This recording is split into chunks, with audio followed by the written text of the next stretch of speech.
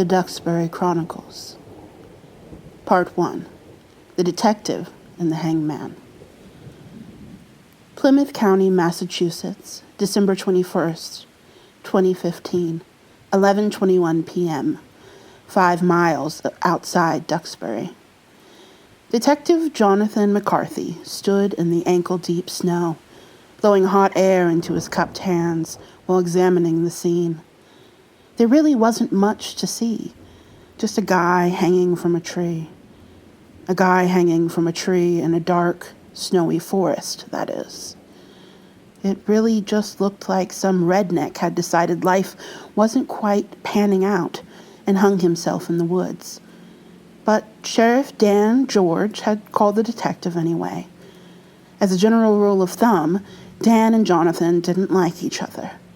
Jonathan being a 10-year veteran of the force in L.A., and the sheriff being a 50-something backwoods redneck. The two were natural opposites. Still, Jonathan knew that the fat man hadn't called him out of bed at this hour out of spite. Not this time, anyway. Even over his cell phone, Jonathan could tell Dan was spooked. Now that he was on scene, he guessed it was because of the plastic bag over the dead guy's head. To be honest, it looked spooky as shit, but Jonathan had seen far worse back in Los Angeles. They hadn't been able to identify the Vic on account of the bag. His face was completely hidden by the thick plastic. Now, they were just waiting for forensics to finish up before they cut the guy down and figured out who it was that decided to off themselves today. The wind picked up suddenly, blowing through the trees and causing a chorus of creaks and groans from tree limbs. Jonathan cursed and shoved his hands into the pockets of his trench coat, giving up on the idea of warming them with his breath. A camera flashed as Billy Thornton, one of the two forensic guys, took another photo. The scene was briefly illuminated by the brilliant blue of the camera, and Jonathan thought he caught sight of something he hadn't seen before on the dead man. He moved to the right, trudging through the snow in a wide circle around the hanging man, his breath coming out in big white puffs. It couldn't be more than 20 freaking degrees out here. "He's got a bag over his head, Johnny," Jonathan remembered the sheriff saying in a shaky voice over the phone. He could practically hear the man's double chins quivering out there in the snowy darkness. As soon as Jonathan had laid eyes on the body, his first thought was that the bastard had wanted to be thorough. If the noose for some reason hadn't been enough, the plastic bag surely would have finished the job. Jonathan continued to trudge around to the right of the corpse, giving the body a wide berth as he circled through the snow, still looking for whatever it was that had caught his eye during the flash of the forensic guy's cameras. He was a big guy, whoever the hangman was. He wore a black and red plaid jacket, Bob Vila style, and a pair of rough-cut blue jeans. The boots that covered his dead toes and swayed in the bitter wind were a brand called Bear Claw. Jonathan had never heard of it. "Hell of a way to go," Mike Lowry, the other forensics guy, said through a mouthful of chewing tobacco. "Who do you think it is, Mike?" Bill asked as his camera flashed a few more times. "Dunno. Maybe Darby Gents." "Darby? It'd be a goddamn shame." Jonathan half listened to the two men as he continued to circle around the body. Duxbury was a small town. Everybody knew everybody. Darby Gents was the football coach for the local high school, and by virtue of the local grapevine, Jonathan knew that Darby's wife had left him a few weeks ago. Still, he wasn't sure if that's who was hanging in front of him. There was something unfamiliar about the body. Jonathan had come to know virtually everybody since he'd moved to Duxbury 2.5 years ago, and the detective in him was saying that this wasn't anyone he'd ever seen. Thunder suddenly boomed in the distance, halting his movement and drawing the detective's attention from the hanging corpse to the dark, overcast sky above. The moon was full, but hidden, illuminating the clouds above in a pale, ghostly light. The forest itself was well lit for such a late hour. It had snowed 3 inches the previous night, and now the woods were lit up in that magical pinkish-purple glow that only a freshly fallen blanket of snow can create. "Sounds like a snow's a-comin'," Deputy Jimmy McDuff said to no one in particular. Was all Jonathan offered in reply. The detective turned his attention from the sky back to the dead man. The guy had to be at least 50 pounds overweight. His jacket and undershirt were pulled up as a result of the noose and the corpse's weight. His belly sagged out over his pants. Yeah, he'd been a big dude, but who was he? Without taking his eyes off the corpse, he reached into the breast pocket of his jacket and pulled out a Marlboro Light. He tried to be slick and light the smoke without looking away from the dead guy, but the wind forced him to look down and light the cig like a normal person. "You guys think we can wrap it up soon? There's a storm a-comin'," Sheriff George said from the shadows. Jonathan turned to gaze at the 6-foot, burly, fat man standing against the trunk of a tree. His normally imposing figure looked strangely small as he stood there. The sheriff had his arms crossed over himself, but Jonathan could tell it wasn't for warmth. What the hell is wrong with him, he wondered. Jonathan didn't like the man, but he knew he was no coward, and certainly not afraid of the woods at night. Sheriff George was born and bred country boy, and yet there he stood, hugging himself in his big trench coat, his eyes nervously darting around the surrounding forest. All told, there were 6 of them out in their woods. The 2 forensic guys, Bill Jenkins and Mike Laurie, the sheriff, and himself, Deputy Jimmy McDuff, and the local reporter, Janelle Butchins. 6 grown adults, and the sheriff was shaking like a leaf. What the fuck was all he could think to say to himself.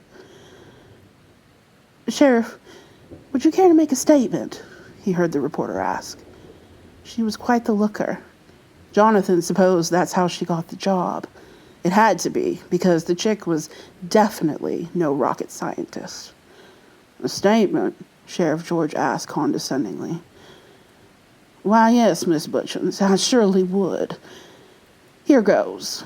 It's as cold as the ice Dante found Lucifer in. There's a blizzard the size of Texas coming this way, and we should really think about getting the hell out of here. How's that for a statement, Miss Butchins?" Jenny gave a humph in response. Jimmy McDuff gave a somewhat stifled chuckle. Bill Jenkins and Mike Laurie continued on with their tasks, chatting away about who they thought the dead guy was. They were either oblivious or didn't care about the sheriff's obvious discomfort with the situation at hand. What the hell is he so nervous about? Jonathan asked himself again. Finally, he decided he's had enough. He felt bad calling the sheriff out on being scared, but the detective in him wanted to know what his problem was. So, he momentarily turned his attention from the hanging man and started to walk over to Sheriff George. That's when there came a sudden sound that he couldn't quite place. It was a sort of quick swooshing noise that came from behind him, followed by a cracking of several branches and then the frightened cries of his companions. There was a "Holy Christ!" that came from the sheriff, a "Jesus!" that was from Deputy Jim, and a sort of high-pitched, Muppet-sounding beep that had come from Janelle. Jonathan whirled back around in the direction of the corpse. For a second, the detective did not understand what he was seeing. The hanging man was nowhere to be seen, and neither was Mike Lowry. Bill Jenkins was on his ass, frantically scooting backward through the snow, his mouth agape and his eyes on the dark canopy above. "What the fuck?" was all Jonathan could think to say. He's not dead, Bill suddenly shrieked as his frantic ass scooting took him past where Jonathan was standing. Jesus, he's not dead. What the fuck? Jonathan asked again, feeling suddenly very much like how Sheriff George looked. He reached for his pistol. Did you see that? Sheriff George cried. Holy Christ, did you see that? Where's the body? Jonathan asked. It took him, Bill was shrieking. The man used his ass to carve a path through the snow, all the way back to the sheriff. Oh, God, Mike! At this point, Jonathan was feeling very out of the loop. Could someone please tell me what the fuck? The loud snapping of branches above his head made his words catch in his throat. Instinctively, Jonathan dove out of the way, blindly rolling through the snow. A split second later, there came a heavy thwump from the direction he dove from. Janelle and the sheriff shrieked, and Deputy Jimmy shouted, Freeze! Jonathan combat rolled and came up on one knee with his gun pointed and at the ready. A maneuver that had saved his life more than once. But then his eyes settled on the sudden source of all the commotion, and his mind missed a step. For what he beheld made no sense. The dead man was back.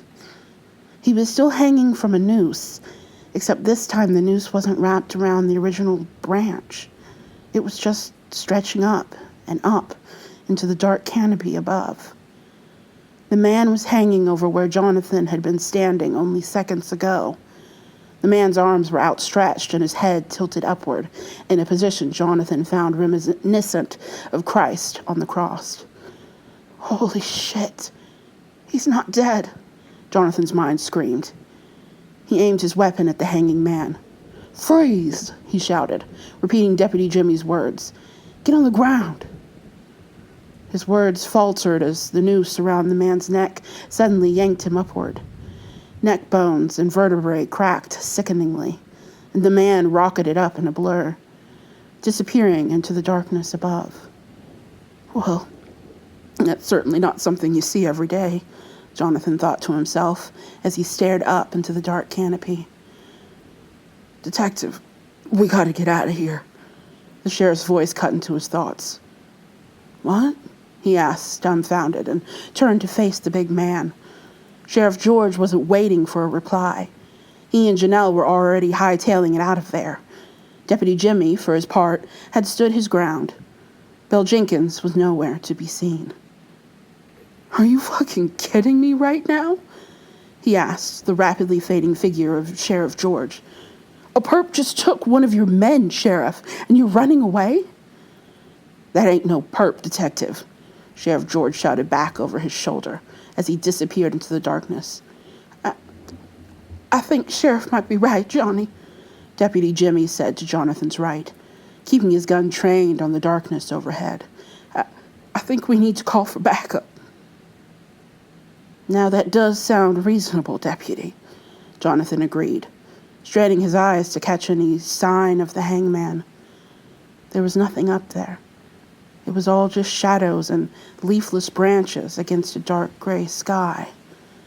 Then there came another loud snapping of branches, this time from the direction of the sheriff and Janelle had run. A scream erupted from Janelle's lips, followed by the deafening crack of gunfire. Both Jonathan and Deputy Jimmy took off in the direction of the sounds. There were 6 shots in total. Jonathan could tell that Sheriff was firing Old Betsy, his treasured Smith & Wesson 500. The ridiculously huge pistol fired 44 Magnum rounds, pretty light on the ammo side, but a round fired from that weapon could blow the trunk of a small tree in half. Jonathan heard the unmistakable sound of an empty chamber clicking, followed by a long, loud jumble of curse words from the sheriff. Then came another cacophony of snapping branches and a scream from Janelle. Both Jonathan and Jimmy rounded the large trunk of an ancient oak and almost ran straight into the sheriff and Janelle. Janelle screamed, and the sheriff swung wildly with the butt of his pistol. Jimmy dodged just on time, narrowly avoiding what Jonathan was sure would have been a concussion. Jesus, Sheriff, it's just me. Jimmy? Mother Mary, you're lucky I didn't just knock your block off. Sheriff, Jonathan gasped as he struggled to catch his breath.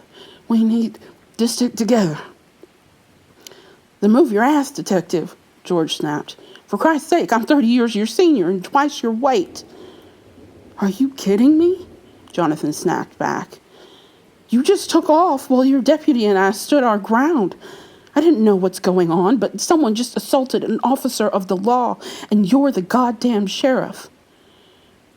Sheriff George flinched from Jonathan's words as if he'd been struck. I saw what just happened, he said in a quiet growl. A dead man hanging from a noose just grabbed one of my men and went rocketing up into the trees with him. He wasn't dead, Jonathan said matter-of-factly. He couldn't have been. The sheriff suddenly laughed. He wasn't dead? Well, he sure as shit should have been after I hit him with 4 of my 6 shots from old Betsy. 'Cause that fucker dropped right down beside me. And little Miss Janelle here, and I can tell, I just pegged that fucker at least 4 times at near point-blank range. Any normal person would have had the courtesy to keel over and die, but that son of a bitch just went right back up into the trees. As if on cue, there came the sound of tree branches bending and breaking from the canopy above. The 3 men simultaneously snapped their weapons up toward the trees above. The sheriff realized he hadn't reloaded his weapon and cursed, quickly bending down to the task. Jonathan thought he saw a dark, man-sized shape swoop by overhead through the shadows, but then it was gone.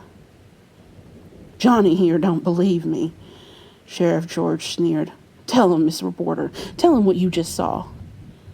It's true, Janelle said in a shaky voice as she stared at the dark canopy.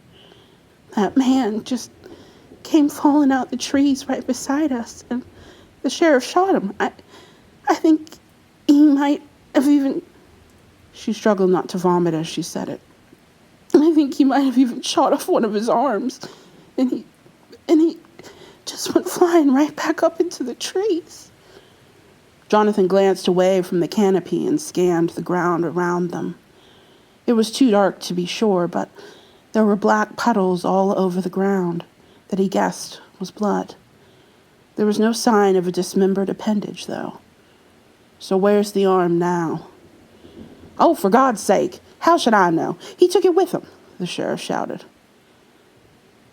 Look, you ain't from around here, Johnny, George said as he slammed a .45 caliber round into the last open chamber of his gun, and then snapped it back into place.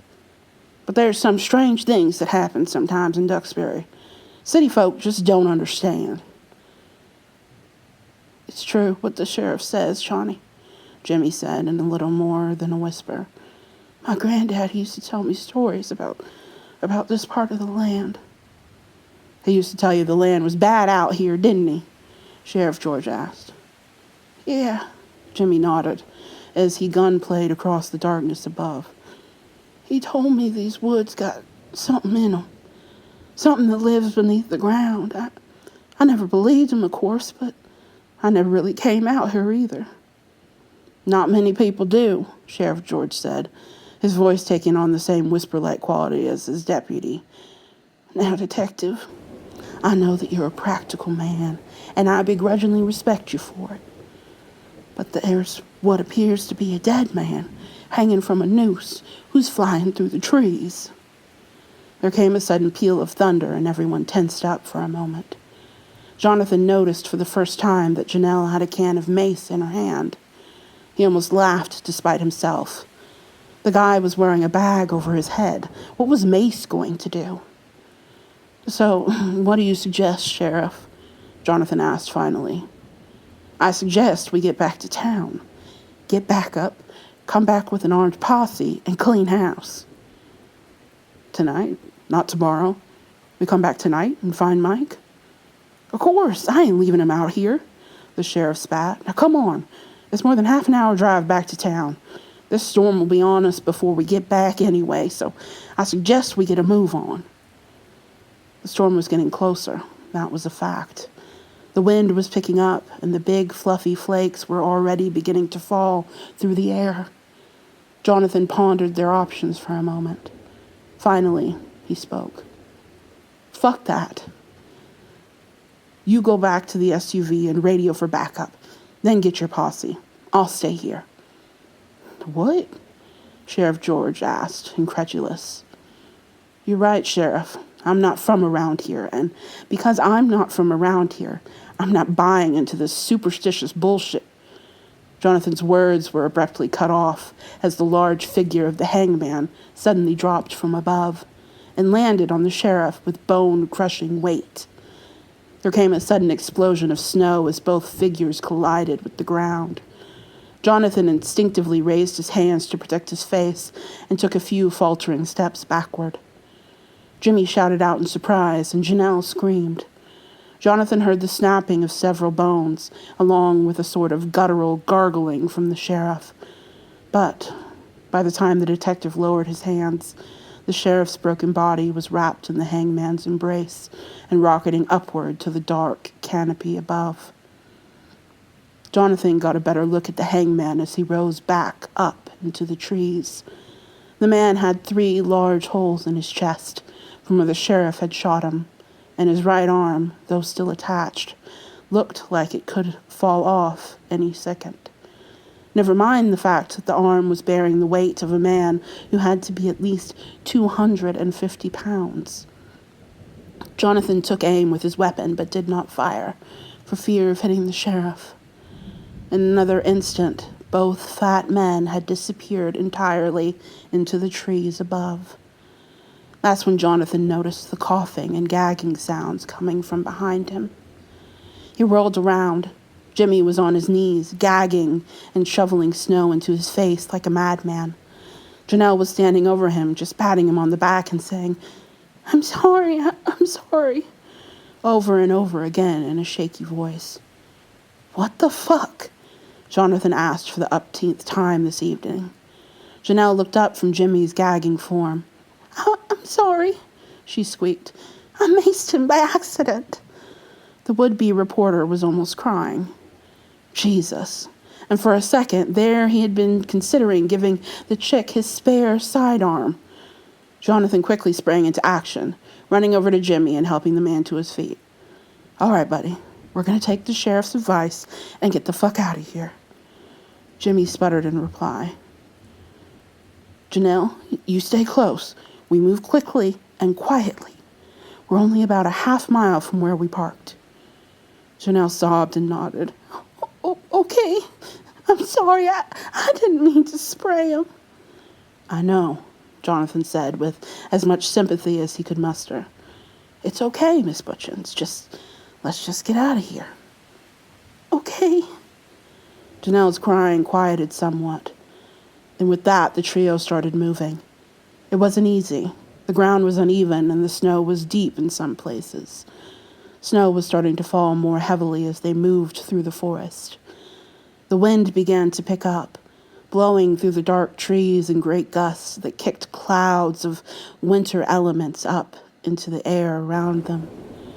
Jimmy moved well for a man who could barely see, recovering quickly each time he stumbled, and with every moment that went by, his vision cleared up more. Can't believe she fucking maced me, Jimmy said under his breath. Jonathan smiled, despite himself. He could believe it. Jonathan was of the opinion that in this day and age, the only thing reporters and journalists were good for was spreading lies and rumors. Most, he thought, simply worked for the military propaganda machine. Almost there, Jonathan said as they neared the edge of the forest. There came a sudden horrified shriek from out of somewhere in the darkness behind them. That's when it had occurred to Jonathan that he hadn't seen Bill Jenkins since he'd gone scooting past him on his ass more than 10 minutes ago. The shriek lent strength to their legs, and the trio picked up the pace. In another moment, they were out of the woods and crossing the field they'd parked the police SUV in. Thunder boomed overhead, and the wind howled. There was no doubt now that the storm was upon them. By the time they'd all gotten situated in the vehicle, Jimmy's eyesight had recovered significantly. He snatched the radio receiver. "This is Deputy Jimmy McDuff. We're out at the edge of the northern woods. We have officers down, requesting immediate backup." The only answer they got was static. Jimmy repeated the message. More static. Jonathan turned the key and the engine of the SUV roared to life. The headlights illuminated the field and the edge of the forest. Jonathan strained his eyes for a moment. If something was out there, watching them, the falling snow was keeping them well hidden. Goddamn storm must be messing with the radio. Jonathan nodded as he threw the SUV in reverse. "Like a badly written horror story," he said. Then he punched it, and the vehicle took off in the direction of town. The three sat in tense silence for a moment as they flew down the bumpy dirt road. Jonathan kept his eyes focused on the land in front of the bright headlights, not wanting to think what may be stalking them from the darkness of the trees that zipped by on both sides. The snow was falling even more heavily now, coming down in sheets so thick that using the brights would have been suicide. And so Jonathan kept the low beams on as they rolled down the dark road that looked more like a tunnel than a street. Finally, after what seemed like an eternity, they crested a hill, and the lights of Duxbury came into view in the valley 2 miles below. They reached the end of the dirt road, and Jonathan took a hard left onto Apple Tree Lane. The tires would have squealed loudly had there not been 4 inches of compact snow between them and the pavement. As it was, the SUV swerved and careened dangerously to the right. But then the vehicle regained its traction and straightened out. A few seconds later, they were shooting down the road. There was roughly 2.5 miles of rural darkness between them and the edge of town. Jonathan decided to slow it down to about 45. "What the hell just happened back there?" Janelle asked in a shaky voice. "You tell me," Jonathan said. "You know a hell of a lot more about the lore of this county than I do, and that sure as shit looked like something straight out of some old horror story." "Jesus, my granddaddy wasn't kidding about Keene's Road," Deputy Jimmy said in an exasperated voice. "Keene's what?" Jonathan asked. "My uncle used to tell me about this old road that used to run through these woods somewhere out here. Said it was there before the colonists arrived, and that no one had any clue who made it. He said the first settlers of Duxbury were warned by the local Indian tribes that the place was bad juju." The SUV went over a bump in the road, and Jonathan had to swerve slightly to keep control. "You know what I think about it? There was a story about a man being hung on King's Road," Janelle chimed in. "Supposedly a gallows was built out here a long time ago, but only one execution was ever performed there before the place was abandoned." So you're saying that there's an ancient haunted road somewhere out here?" the detective asked, his voice a mixture of incredulity and apprehension. "That's how my granddaddy told it," said the deputy. Jonathan shook his head. He couldn't believe he was having this conversation. This was ridiculous. This was fucking ridiculous. Why on earth had he moved out to the country? "Jimmy," he began, trying to sound like a logical detective once again. "I don't mean to be disrespectful towards your grandfather, but doesn't that sound a little..." His words were cut short as something heavy landed on the roof. There was a heavy thwump, and the frame of the SUV shook violently. The roof buckled and caved in, as if a boulder had been dropped on the top of it. The SUV swerved to the left, then to the right. Janelle screamed. "Shit! Shit!" Jonathan cursed as he fought to regain control of the SUV. He glanced in his side view mirror just on time to see a bloody hand wrap around it. The mirror was violently yanked upward, and both hand and mirror vanished. After a few seconds of swerving left and right, Jonathan managed to regain control of the vehicle. The SUV straightened, and Jonathan accelerated as fast as he dare. Jimmy was already in the back, struggling to unhook the 12-gauge shotgun from its mount as the car jarred around. Before Jonathan could say anything else, his eyes were drawn to a dark shape falling through the sky just in front of them. The hangman landed on the hood of the SUV, and the hood violently buckled inward. The SUV careered dangerously once again. The hangman reached up and grabbed both windshield wipers.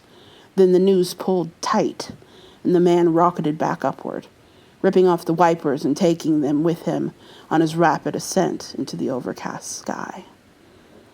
Jonathan simultaneously fought to keep the SUV on the road while continuing to watch in disbelief as the man disappeared into the swirling snow over their heads, looking like some sort of twisted marionette making a rapid exit from the stage.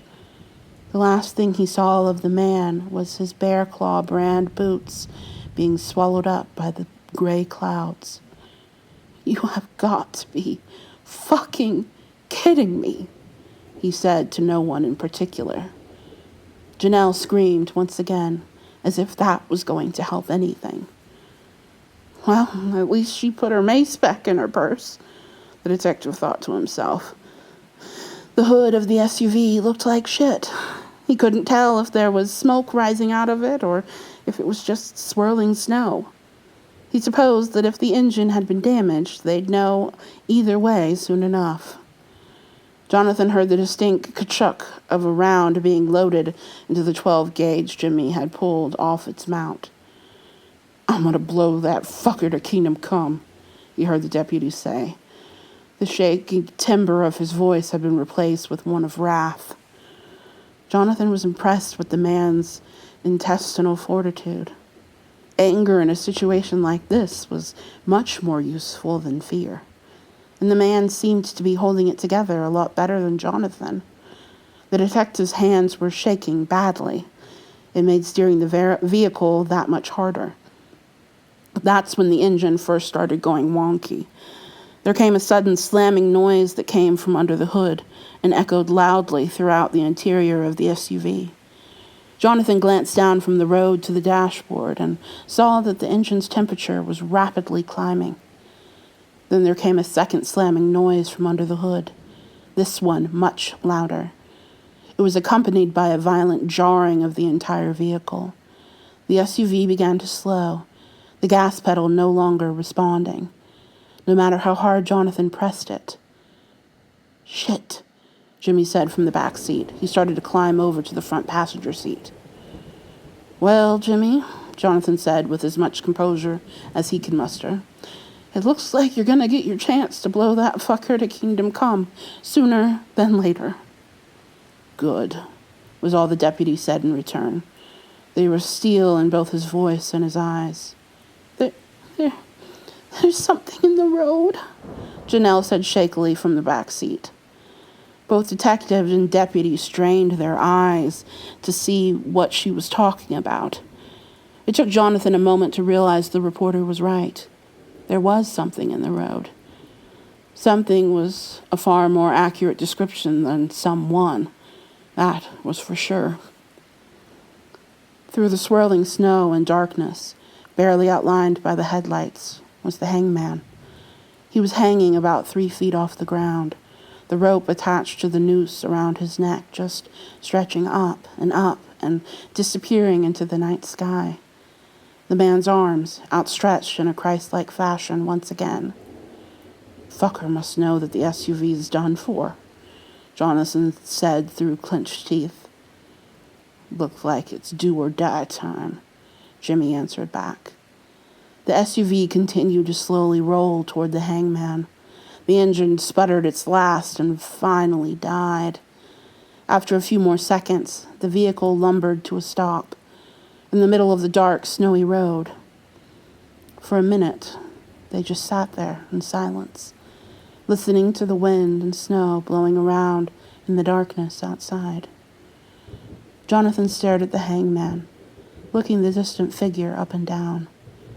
What was this thing? It just didn't make sense. Gangbangers and serial killers made sense. Jonathan was not a superstitious man. He did not believe in ghosts or goblins.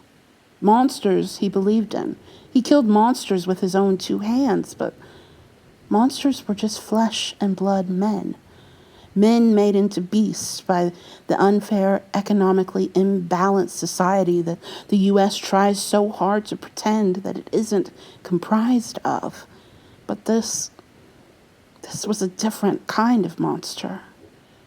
And suddenly, Jonathan found that he very much missed the monsters of old.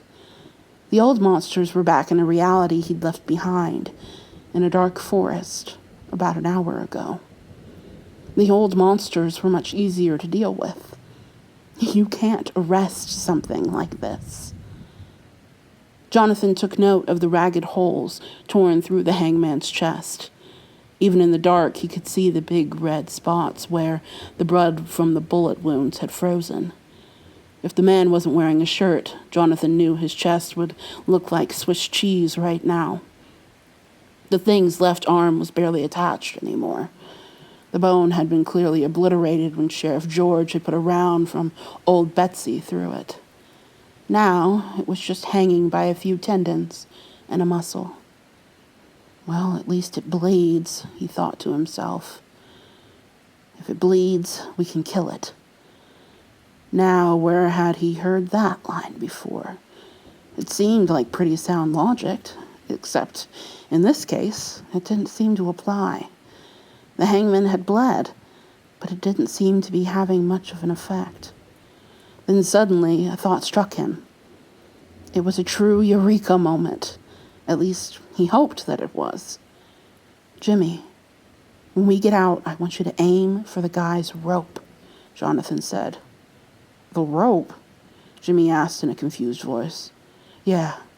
Let's see how dangerous this fucker is when he's stuck on the ground like the rest of us normal people.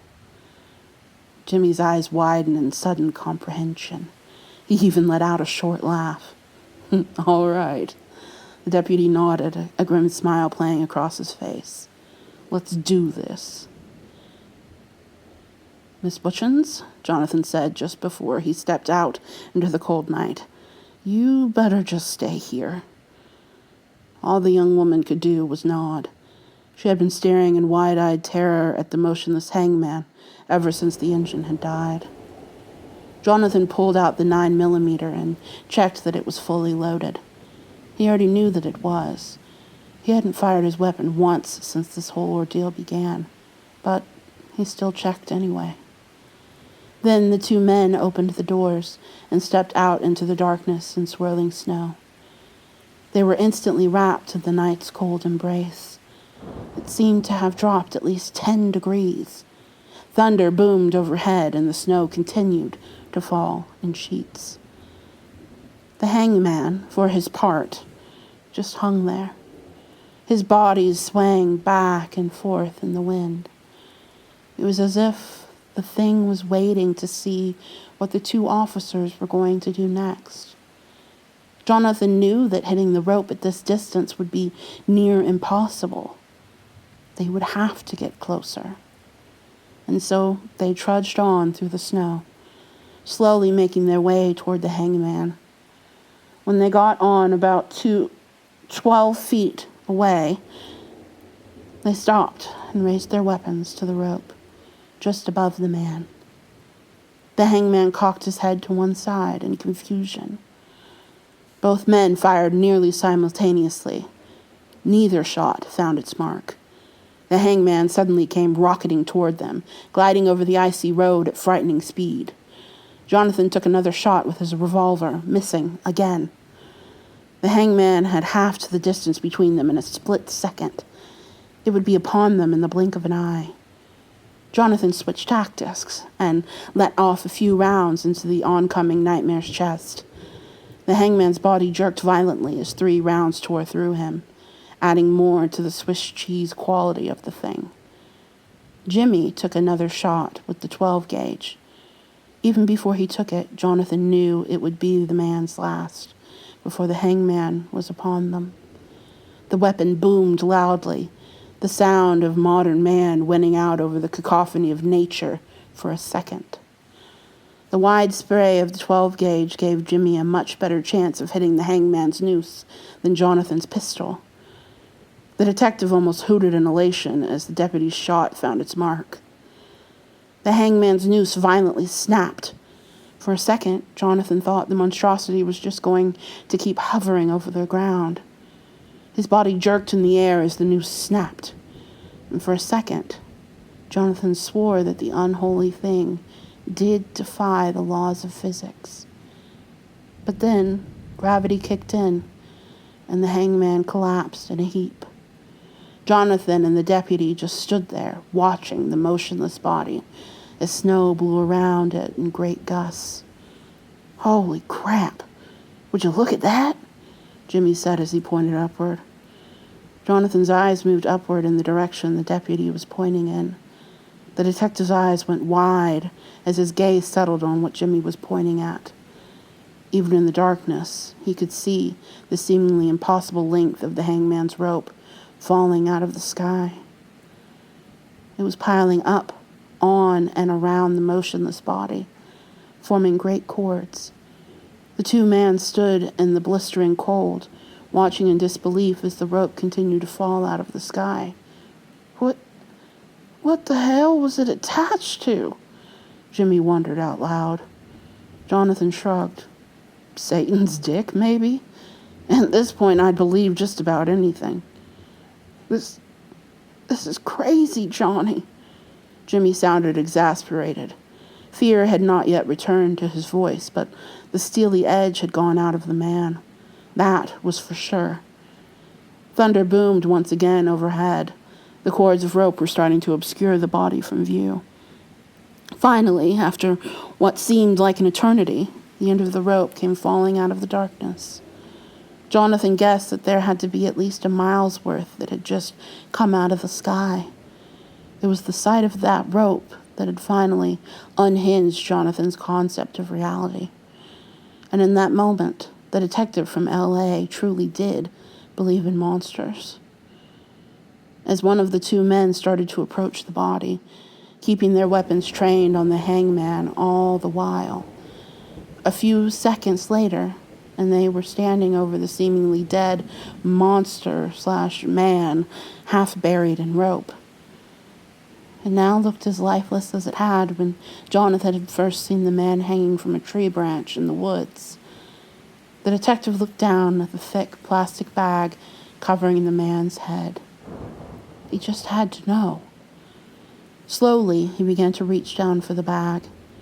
Jimmy read his intent and stepped back a few feet, keeping the 12 gauge leveled at the seemingly dead man.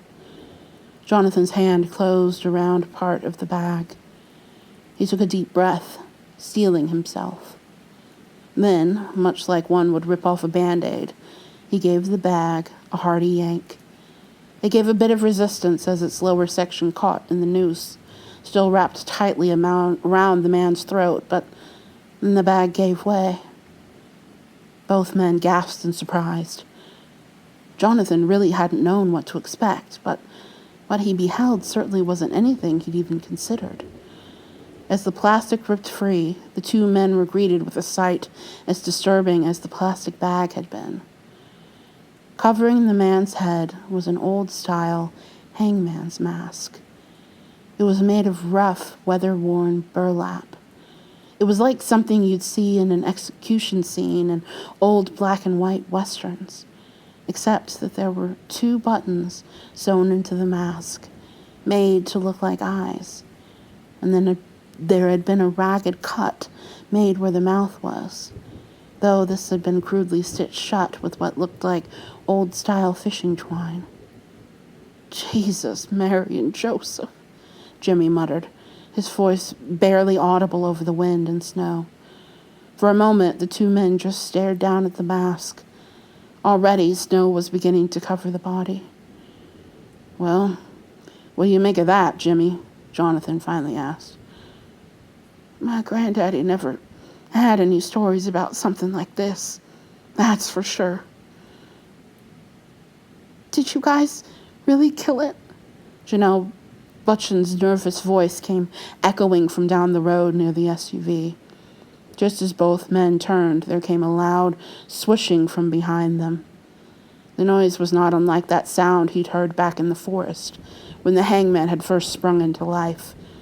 Out of his peripheral, Jonathan watched Deputy Jimmy McDuff get violently ripped off his feet. The man gave a cry that was quickly cut short as his back slammed into the snowy ground, and the wind was knocked out of him. Janelle screamed, helpful as always, and Jonathan spun back to face the hangman. The hangman's body suddenly went rocketing down the street, dragging the deputy through the snow with him. Jonathan saw that the monstrosity had grabbed one of Jimmy's ankles, and that the rope, that goddamned unholy rope, was just stretching off down the road into the darkness, pulling the hangman by the throat. The hangman and the deputy kicked up a cloud of snow as they carved a path down the road. Jonathan took off running after them, although he knew it was hopeless. They had to be moving at least 12 miles per hour. Jimmy was kicking and screaming for all the good it was doing him. "Hang on, Jimmy," Jonathan shouted after the rapidly disappearing figures. Deputy Jimmy McDuff answered back with an "Oh!" just before he disappeared into the shadows. "Shit! Shit!" Jonathan shouted as he stumbled through the snow. His heavy breath came out in big white puffs. The detective ran. The snow fell. The wind howled and the sky rumbled. Jonathan just kept following the trail they'd carved. If the storm kept up, the path would be hidden in a matter of hours, maybe less. He followed the path through the snow, right at a full sprint for about 10 minutes before doubling over. He struggled to catch his breath. Jonathan glanced back. He could no longer see the SUV or Miss Butchins. Shit. "Johnny!" Jonathan turned back at the sound of Jimmy's voice. The deputy was sprinting up the road toward him, running like hell itself was fast on his heels, which might actually be the case. The man's clothes were torn and tattered from being dragged across the icy road, and there was something about 3 feet long attached to his ankle that was just short of flopping around. "Jimmy? Jesus, man!" Jonathan went running toward him. The two men reached one another and their eyes locked. Jimmy was pale as a ghost. Despite himself, Jonathan laughed. "Holy shit, deputy. I thought you were a goner." The deputy doubled over, hands on his knees, as he struggled to catch his breath. He was in slightly worse shape than Jonathan. "How'd you get away?" Jonathan asked, elation and relief etched in his voice. Jimmy shook his head. I don't know. That thing was just dragging me down the street when I heard this loud popping noise, and I suddenly stopped moving. When I looked up, this guy was nowhere to be seen, so I just took off running." Jonathan's eyes turned back to the deputy's left ankle. His breath caught in his throat, and his eyes went wide. "Holy shit," he murmured quietly. Jimmy's eyes turned down to his ankle, and he let out a gasp. Clearly, in his mad dash to get away, he hadn't noticed there was a hand wrapped around his ankle. The hand was attached to a stump, where the tendons had finally snapped. It was the appendage Sheriff George had weakened earlier with old Betsy. Jimmy yelped and started dancing around like a madman, trying to kick the thing off, but to no avail. The hand had a vice-like grip on him. Finally, after a few minutes, Jonathan got Jimmy to calm down enough to stop jumping around. They sat there in the middle of the dark road, prying the hangman's fingers off the deputy's ankle, one at a time. After another couple minutes, they finally got the damned thing off him. Then the two just stood there in silence, staring at the torn appendage. "We gotta take it with us," Jonathan finally said. "What?" Jimmy asked back, not comprehending the words he just heard. "Even if I have to carry it all the way back to town myself, I want the forensics guys to take a look at it." Tonight he'd come to believe in monsters, and he'd be damned if he wasn't going to take some evidence back with him. "Okay," Jimmy said with trepidation in his voice. "Let's get back and get Miss Butchins and hightail it back to town." Jonathan nodded as he stared down at the arm. Finally, he reached down and picked it up by the wrist. He half expected the thing to snap into life and latch on to him, but nothing happened. The two took one final look down the road, hoping that the hangman wasn't going to come flying out of the darkness at them. Darkness and swirling snow was all there was to see. Then they turned and started making their way down the snowy street.